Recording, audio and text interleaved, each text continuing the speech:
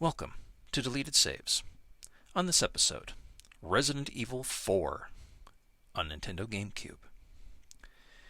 In my episode on Final Fantasy VII, I commented that once or twice a generation, a game comes along that is so groundbreaking and so much more than the sum of its parts that it goes beyond simply being a video game and becomes a force of nature. It becomes part of the culture itself. A lot has been spoken of, and a lot of ink has been spilled over the subject for today, 2005's Resident Evil 4. Is there anything more I could possibly say? I'm certainly going to try. Between 1996 and 1999, Capcom had released the first three Resident Evil games to form the foundation of a franchise of horror that resonated with millions of fans worldwide. The survivors of those games had gone from a secret mansion full of monsters to having those mansion monsters spill out into the streets of the nearby Midwestern city, which, and spoilers for an extremely popular 23-year-old game, was incinerated in a nuclear strike to contain the viral outbreak that was creating the abominations. It would have seemed that the time for both Raccoon City and the survivors of those three games had truly ended. Hardware changes had come, eliminating many of the necessary limitations placed on those games that were cleverly utilized to increase the dread.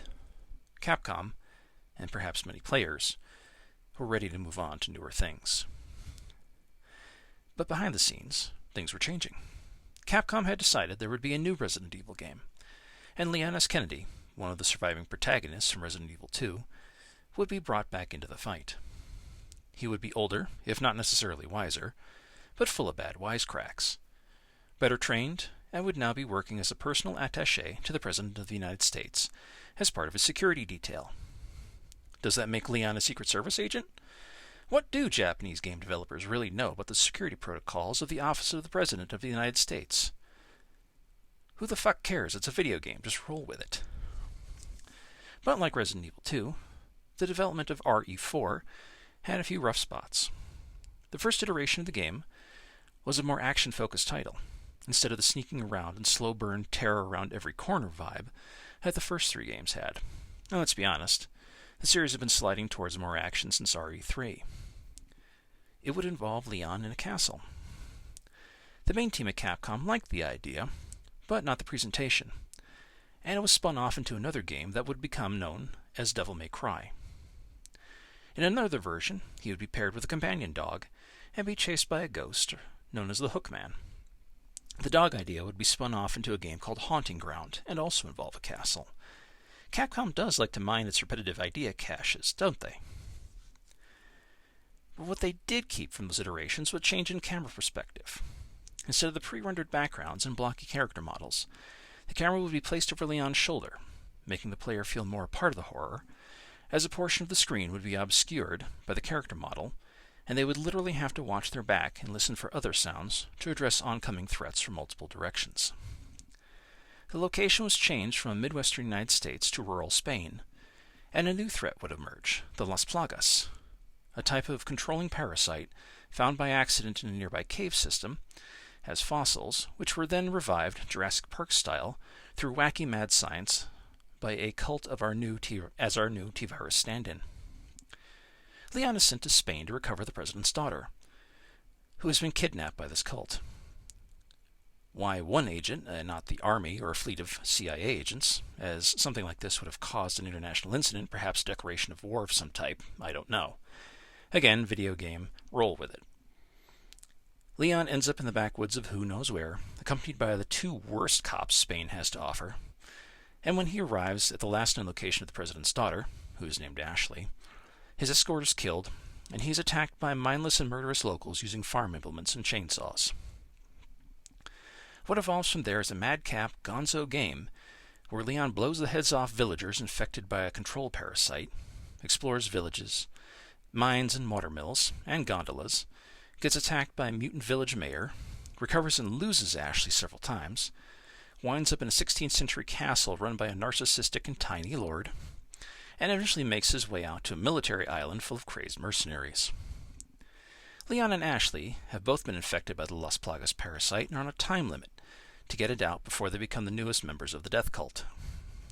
And wouldn't you fucking know it, but Ada Wong returns too, the double agent from RE2 who had a young and impressionable Leon wrapped around her fingers, and continues to do the same thing here, like he never got over her, or grew up, or at the very least wised up, or question why the fuck she's isn't dead, as she pretty fucking sure looked like it at the end of RE2. In any case, Resident Evil 4 would debut on the Nintendo Gamecube as part of the Capcom 5, a 5 Nintendo exclusive game deal that Capcom had brokered with Nintendo to sell their new console system. While the remaining 4 of the 5 games sold to varying degrees, or never came out, RE4 was far and away the hit for the system. This game sold like crazy, selling 320,000 copies in its first 20 days, received multiple 9 out of 10 awards and Game of the Year nominations. It was soon enough ported to multiple systems, like the PS2, the Wii, PC, PS4, Xbox One, hell, even the iPhone got a version. It has sold over 11 million copies in its legacy, and is in one way or another directly inspired gameplay mechanics in Dead Space, Gears of War, Fallout, Uncharted, Mass Effect, BioShock, God of War, and The Last of Us, among others. Talk about influence. Was the RE4 perfect? Hell no. There were plenty of things that dragged the game out too long, or made no sense. Did we need a minecart ride with leaping villagers? Why didn't the game end once Lord Sadler was killed? Did we need a knife fight with a mentally unstable mercenary 2/3 of the way through the game who was never introduced previously? What the absolute shitting hell was with the whole last islands of science mercenaries? Why is Leon such a simp for Ada? How loudly can Ashley scream Leon's name? These and other design questions will never be answered, but they are part of the most beloved game of all time. And why isn't it addressed more publicly that RE4 is a huge escort mission? Once you find Ashley, you are dragging her whiny, tight, sweater-wearing ass all over rural Spain, only to get her captured again and again, another one of the popular media's screeching double-D cup MacGuffins.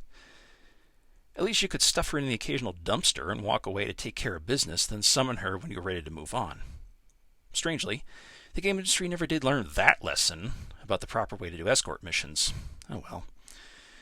Nagging complaints aside, Resident Evil 4 is an absolute masterpiece, and worth every bit of the critical acclaim it received. It redefined and changed the survival horror and action horror genres, as well as the action game genre, for better or for worse. Yes, many people complained it did away with the scares and horror, but I disagree. What replaced the dread was animal fear, the first response of the human brain to sudden startles, the kind of thing that makes and sustains anxiety. I certainly count that as horror, but what do I know? It gave us a way to fight back at speed and success. It was its own sort of roller coaster ride, shuttling us from set piece to set piece at breakneck speed. It was a game that would not and could not be put down. One more hour, one more exploration. Is that the mysterious merchant? Well, I am certainly buying shotgun upgrades and first aid spray with all the jewelry I just looted, stranger. I've got to get this damn parasite out me by dawn. How many more bad lines of dialogue can Leon spout? Let me count the groans.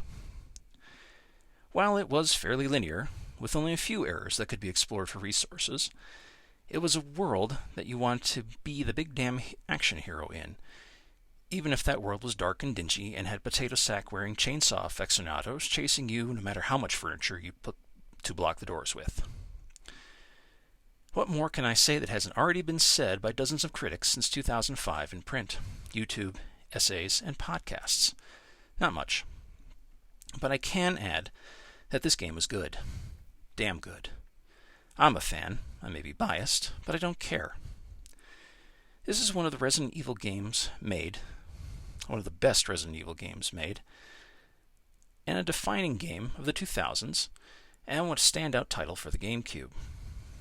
RE4 could have been developed in 100 different ways, and who knows what kind of final product we would have gotten, but I dare say the franchise would otherwise have ended long ago were it not for the blockbuster success of this title in the form that we got it. Resident Evil 4 has become a force of nature, a hurricane around which whole of the franchises swirl. And like a hurricane, it changes the landscape it afflicts, and we who survive must build anew in its wake. If you are an old hand at the game, break out a copy and give it another spin for old time's sake. If you are new to the Resident Evil 4 franchise, well then, welcome, stranger. What are you buying? Thank you for listening.